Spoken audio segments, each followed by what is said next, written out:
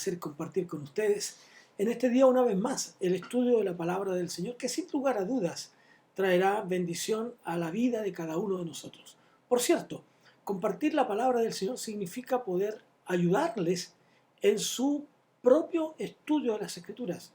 No significa hacer todo el trabajo por ustedes, sino ayudarles a que ustedes puedan introducirse en las Escrituras y al hacerlo puedan descubrir entonces en ellas el mensaje claro de Dios para vuestras vidas.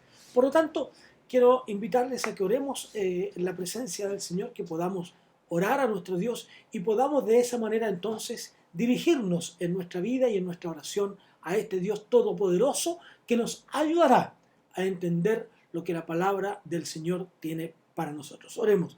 Padre, en el nombre de Jesús, en esta hora te rogamos que tu Espíritu Santo pueda dirigirnos, Señor, en lo que tu palabra tiene para cada uno de nosotros. Que tu Espíritu, Señor, nos ilumine, que tu Espíritu nos muestre tu preciosa voluntad a través de este estudio. Te ruego, Señor, que tú nos conduzcas a través de este camino, en el nombre precioso de Jesús. Amén y amén.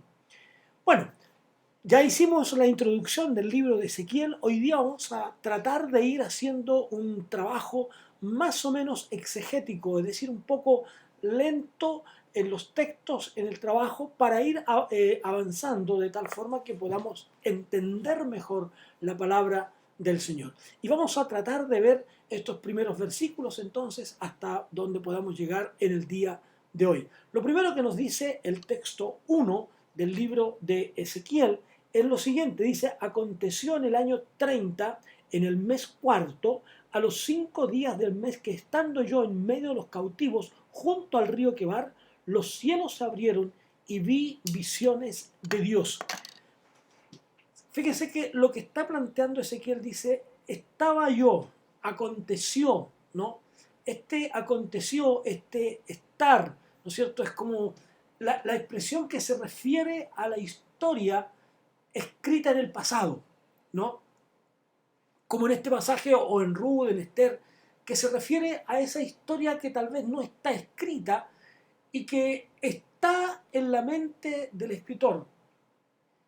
De esta manera, al decirlo así, entonces el profeta continúa la historia de los tiempos antiguos, vamos a decir, ¿no es cierto?, del tiempo pasado, de este tiempo complejo, de este tiempo difícil para ellos, y que por lo tanto les va a ayudar a entender mejor el mensaje del Señor. Entonces, él dice, por medio, él trata entonces de presentar esta historia. En el 4º año del rey Sedequías, que está escrito en Jeremías, envió por medio de Seraías un mensaje a los cautivos. Eso está, usted puede verlo en el capítulo 29 de Jeremías, en el cual, en este mensaje, los motivaba, los incitaba, los desafiaba a que buscaran la fórmula, diríamos, ¿no es cierto?, para someterse a Dios y que entendieran que la restauración, aunque iba a llegar, no sería tan pronta. Más bien, en realidad, el rey estaba diciendo: no habrán restauración. Y esta comunicación, que viene del año 4º, digamos, llega a ellos al siguiente año, o sea, al 5º. Y el 4º mes del mismo rey, porque el cautiverio de Joacín y la ascensión de Sedequías coinciden en el tiempo, ¿no? Y por lo tanto fue continuada más tarde, levantando a otro como el rey Ezequiel. Es decir, a los 30 años, es decir, contando desde el reinado aproximado de Nabopolassar, por allí, ¿no es cierto?, que era el padre de Nabucodonosor, que es la era en que el imperio romano está ejerciendo su autoridad.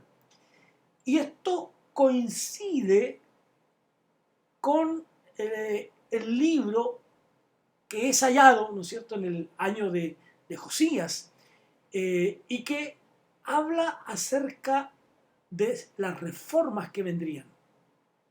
O también habla de estos 30 años de la vida de Ezequiel. Esto para que nos ubiquemos, ¿no? Así es que estos que estaban junto al río Quebar, Ezequiel iba a ser llamado el sacerdote en funciones. Recuerden que Ezequiel, lo mencionamos las veces anteriores, era sacerdote. Cambia su trabajo, cambia su oficio, cambia su quehacer ahora a profeta de Dios, ¿no? Cambia sus funciones. Entonces, comienza, luego de este trabajo sacerdotal, comienza ahora entonces su trabajo profético. Empieza su oficio entre los profetas. Entonces, de esta manera se describe naturalmente esta institución formal en el lugar donde él va a ministrar, vamos a decir. ¿Ya? Ahora bien, si nosotros nos apuramos un poquitito y llegamos al texto 2 para avanzar un poco, ¿no?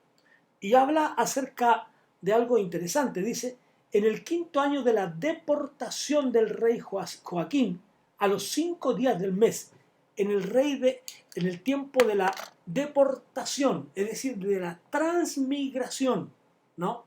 Dice, aconteció en ese tiempo, en este primer destierro de los judíos llevados cautivos de Jerusalén a Babilonia, el primer cautiverio del pueblo de Israel, donde también estaba Daniel, en ese primer cautiverio. El segundo cautiverio ocurre entonces en el reinado de Joaquín. Aquí estamos ambientándonos en el lugar donde se van a dar estas visiones. Y en este segundo cautiverio fue también llevado Ezequiel. El tercer cautiverio, ¿no es cierto?, y que podríamos catalogarlo también como el último, se llevó a cabo cuando se tomó la ciudad de Jerusalén bajo Sedequías. Ahora, los textos 4, el texto 4 de este capítulo, vamos a ir mirando el texto, porque dije que íbamos a hacerlo un poco más, digamos, más exegético, ¿no? Capítulo 4 dice, y aquí miré y venía del norte un viento tempestuoso y una gran nube con un fuego envolvente alrededor de él, un resplandor, y en medio del fuego algo que parecía como bronce refulgente. Este viento tempestuoso, este viento recio, este viento que sopla con tanta fuerza, es simbólico en el sentido de los juicios de Dios. Esto ocurre en Jeremías, por ejemplo, tanto en el capítulo 23 como en el capítulo 25, pero también, ¿no es cierto?, podríamos asimilarlo a lo que ocurre en Hechos capítulo 2. Recuerda usted que en Hechos capítulo 2 dice que cuando los hermanos estaban en oración, viene sobre ellos un estruendo como de un viento recio. Es decir, Dios se manifiesta. En este caso, estos vientos tempestuosos tienen que ver simbólicamente con los juicios de Dios. Entonces, el profeta Ezequiel, ¿no es cierto?, se imagina estar en el templo en un fuego envolvente, abarcando todo lo que estaba cerca y atrayéndolo como un torbellino para juntarlo todo, pero simplemente devorarlo. Entonces, se produce esta fuerza, ¿no?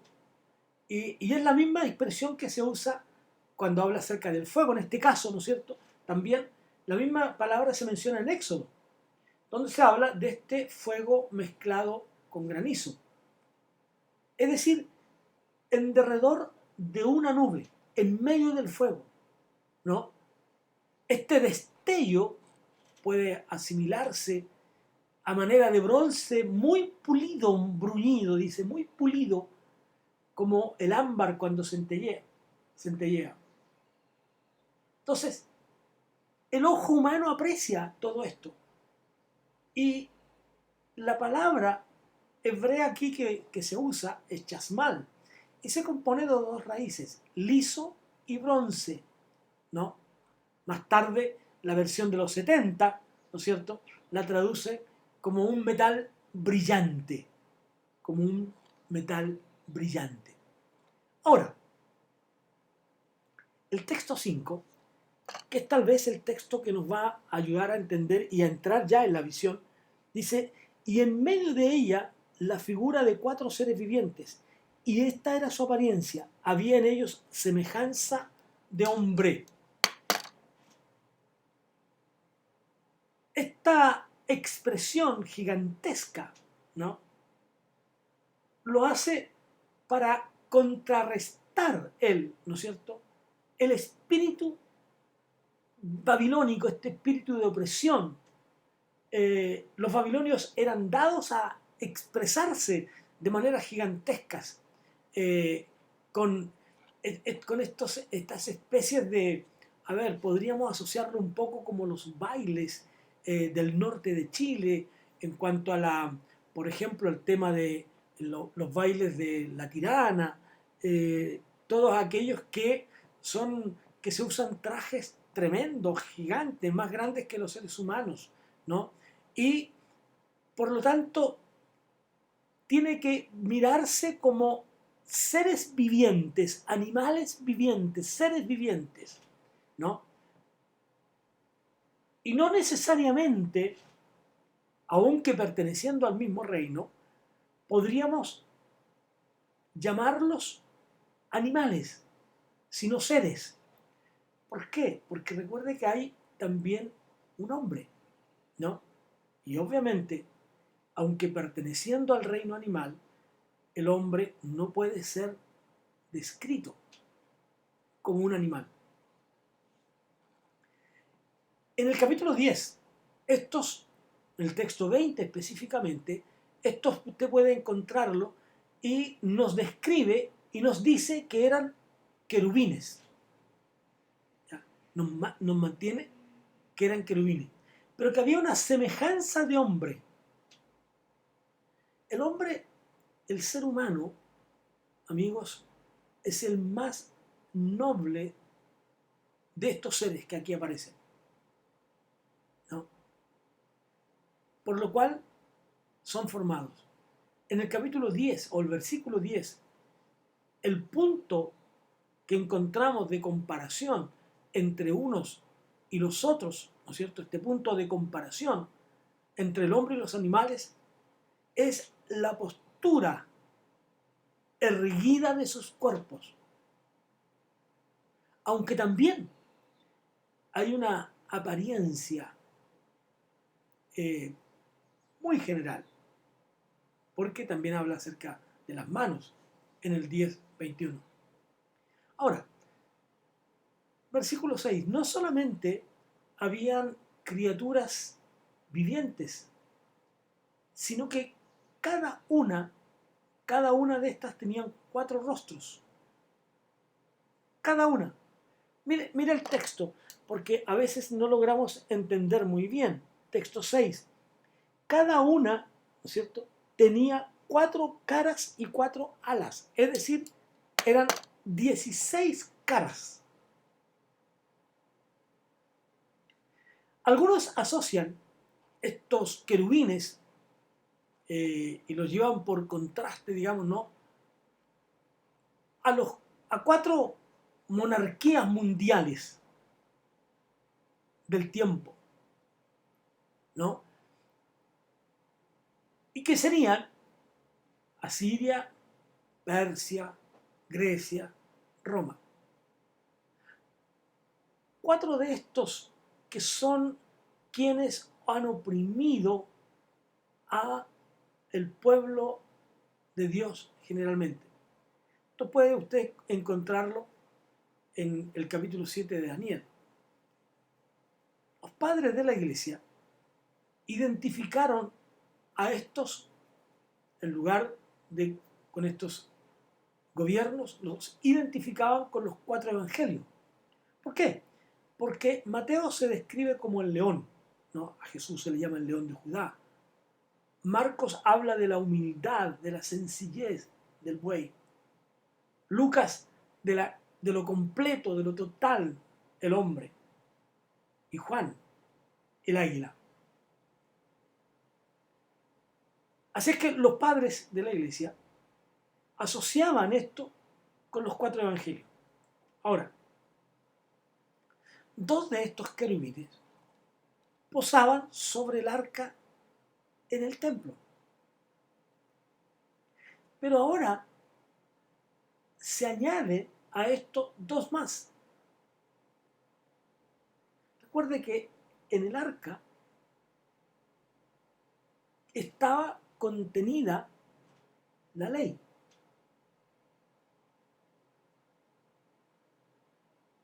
Pero la ley, como el punto de ser impartida, compartida, enseñada a los demás, para buscar la obediencia a la palabra del Señor. Entonces, a la ley hay que ayudarla, hay que guiarla. La ley, dice la Escritura, el apóstol Pablo incluso la llama nuestro ayo, ¿no?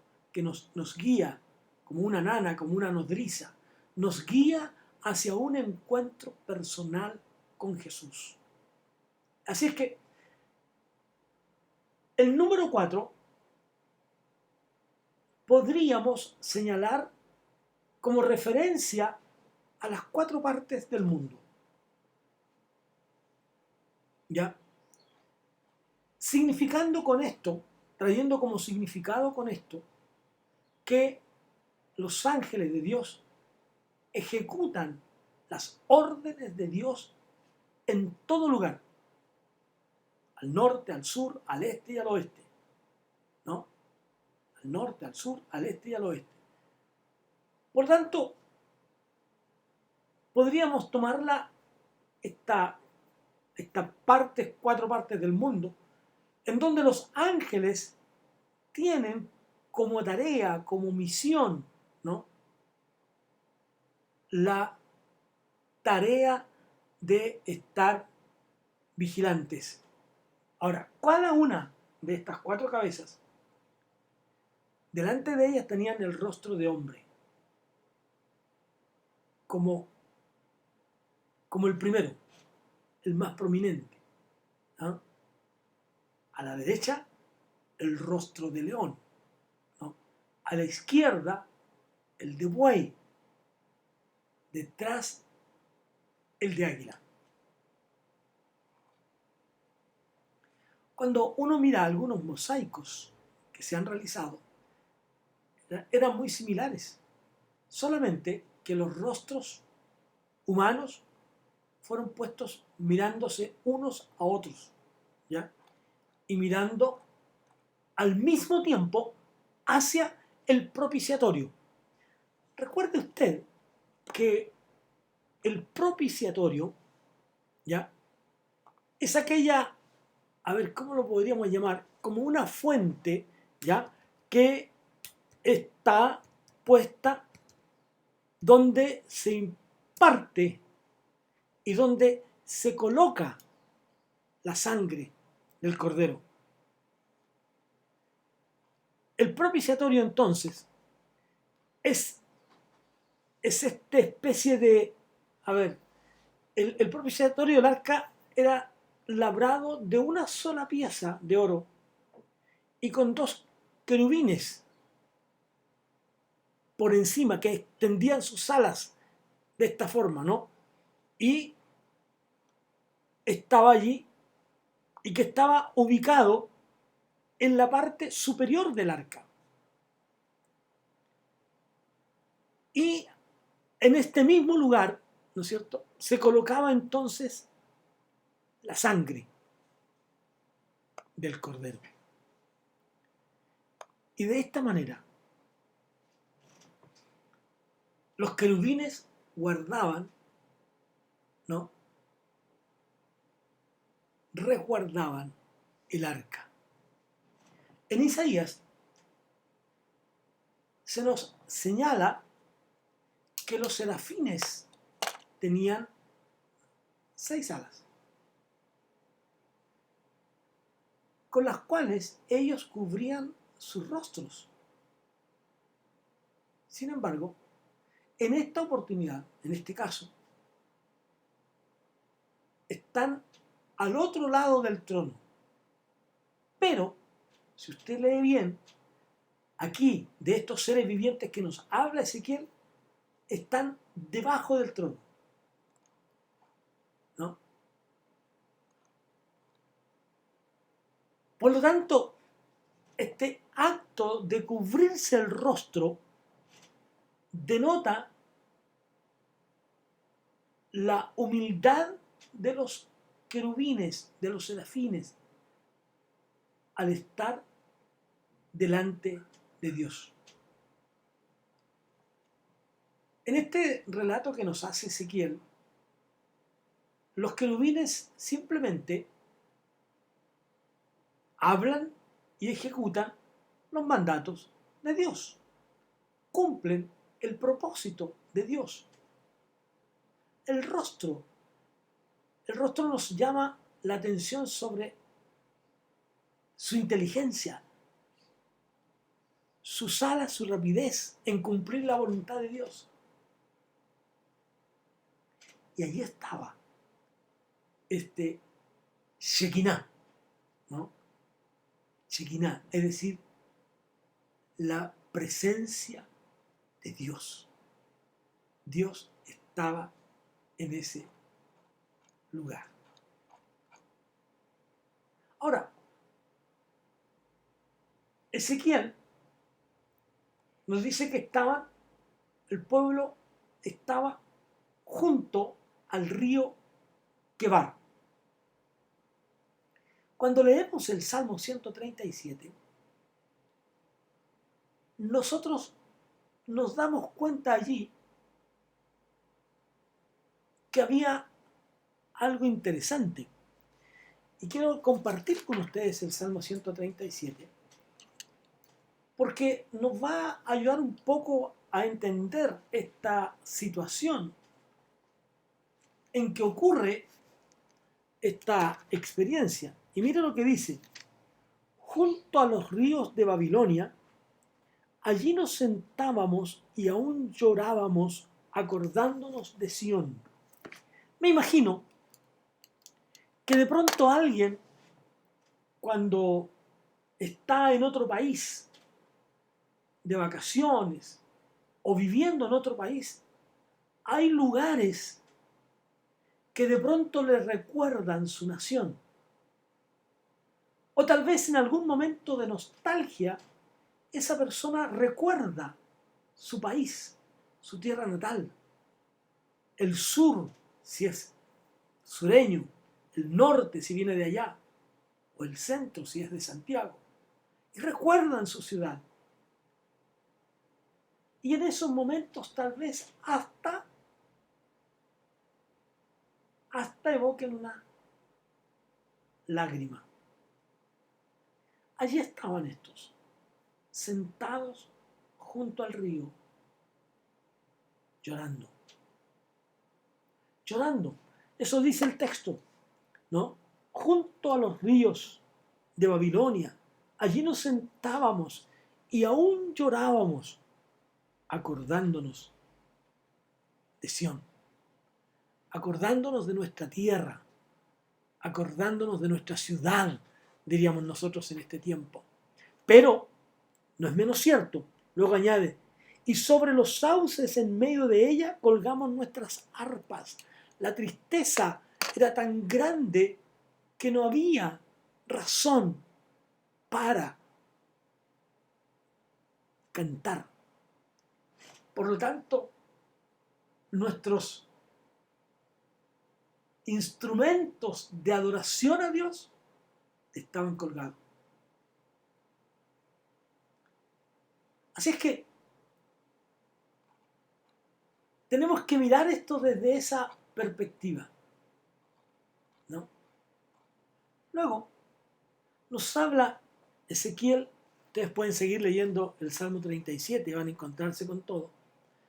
Seguimos leyendo el capítulo 1 de Ezequiel y nos vamos a encontrar con el texto 7. Dice: los pies de ellos eran derechos y la planta de sus pies como la planta de pies de becerro.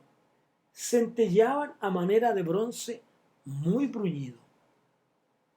A manera de bronce muy bruñido. Es decir, sus piernas estaban rectas, derechas, ¿no?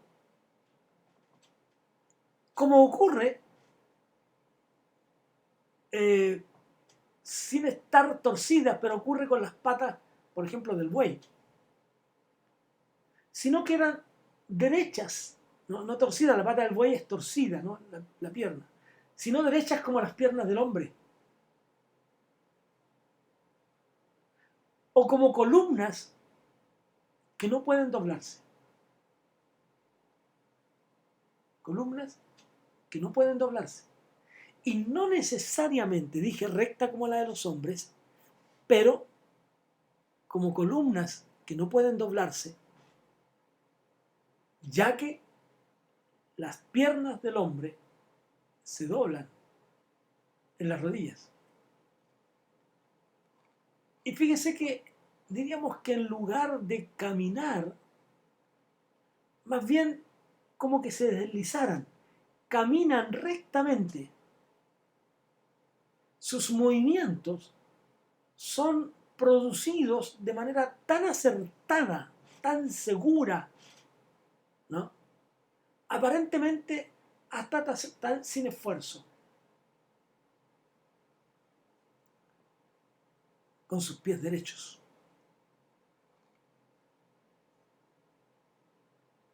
Y por lo tanto, este hecho, ¿no? Pie derecho significa que los pasos no necesariamente indicaban una dirección recta, sino de manera vertical, como lo hace la pata del buey. Entonces, estos centelleaban, brillaban, y nos invita a pensar en la pureza de Dios. Las manos de cada uno eran como las manos de un hombre, dice. Cuando nosotros pensamos en la mano, pensamos en este símbolo de poder apretar, por ejemplo, pero que también tiene esta pericia de poder moverla, ¿no? Y por lo tanto invocan un acto de poder. Y después dice, debajo de sus alas. Nosotros no sabemos lo que pasa debajo de sus alas. Lo que sí nos da a entender y a comprender seguridad. Cuando usted ve una gallina, por ejemplo, y los polluelos entran debajo de ella, se colocan debajo de ella, usted no puede ver lo que está ocurriendo debajo de esas alas. Pero sí entendemos que esas alas le brindan a los polluelos seguridad. Así es que aquí habría una inclinación, una insinuación a hablarnos de Dios. El poder de Dios, este poder protector de Dios, ¿no? Ahí está este hecho precioso. del cuidado y de la protección de Dios. Ahora, Ezequiel el profeta nos vuelve a indicar entonces lo que ya nos había dicho en el versículo 6, que tenían manos, que se movían en la dirección que querían, no solamente por una cuestión de energía activa, ¿no?, sino con conocimiento. Conocimiento que se expresa por medio de sus rostros y la dirección divina, la protección divina expresada por sus alas. Estas alas que nos brindan seguridad, que nos brindan protección y que a usted y a mí nos permiten estar en la certeza. Entonces, esta visión que tiene el profeta, esta visión de la gloria de Dios, y que nos sigue mostrando en el texto 9. Y luego, en el texto 10, nos dice que la figura de sus rostros era el rostro de hombre.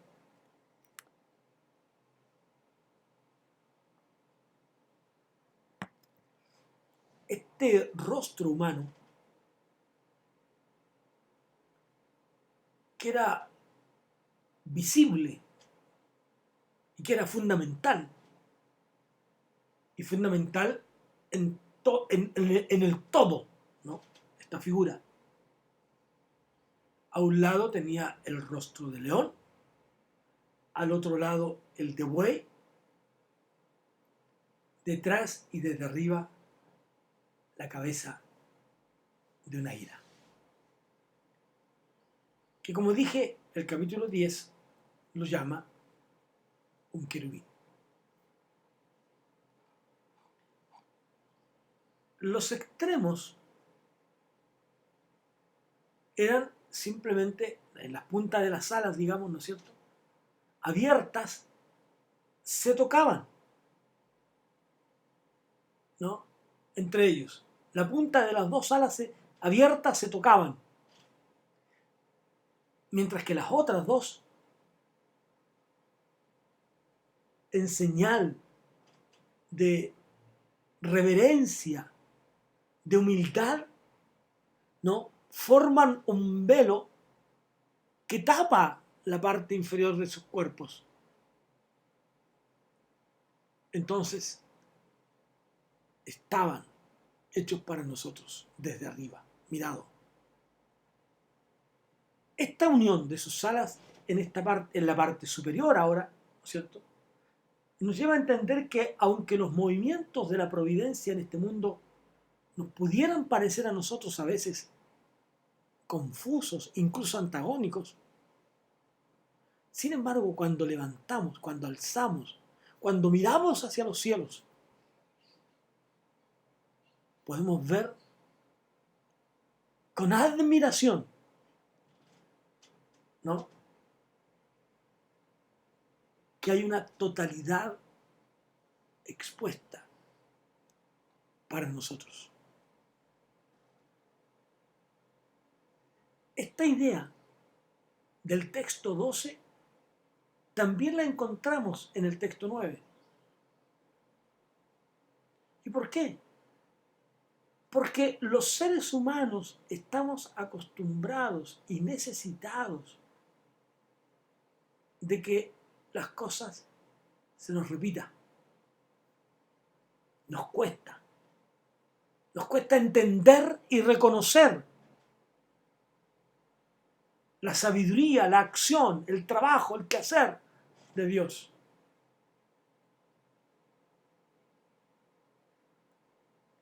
Y aunque a nosotros nos parece todo medio tortuoso, ¿no?, nos parece confuso, sin embargo, todos estos elementos invariablemente nos guían a un mismo propósito: el espíritu, el movimiento, el impulso por medio del cual Dios mueve a sus ángeles hacia el objetivo que Dios les tiene preparado. Ellos no vuelven atrás, ni se desvían a un costado, ni al otro, mientras no hayan cumplido su tarea. Mientras no hayan cumplido su misión. Amigos, cuando ustedes seguimos mirando cada uno de estos, ¿no? Y podemos, para ir avanzando, ¿no? Nos damos cuenta de esta visión especial de la gloria de Dios. Y vamos a hoy día a dejar aquí para retomar la próxima semana en el texto 15, 13 y 15, cuando nos habla de esta rueda, de estas ruedas. Y vamos a mirar el significado de cada una de ellas. Así es que les motivo a que continúen con nosotros la próxima semana, tratando de ir comprendiendo con mucha atención, porque no es fácil entender estos escritos del profeta Ezequiel. Sin duda, Dios nos dará luz sobre cada uno de estos. Que Dios les bendiga. Padre, gracias por tu presencia con nosotros. Gracias porque hemos podido comprender tu voz, tu propósito para nosotros hoy día. Que tu gracia maravillosa nos alcance a cada instante. En el nombre de Jesús. Amén y amén. Que Dios les bendiga, queridos. Un gran abrazo para cada uno de ustedes y nos encontramos, recuerden, próximo miércoles, 20 horas. Aquí estaremos para compartir con ustedes el mensaje de la palabra del Señor. Un abrazo.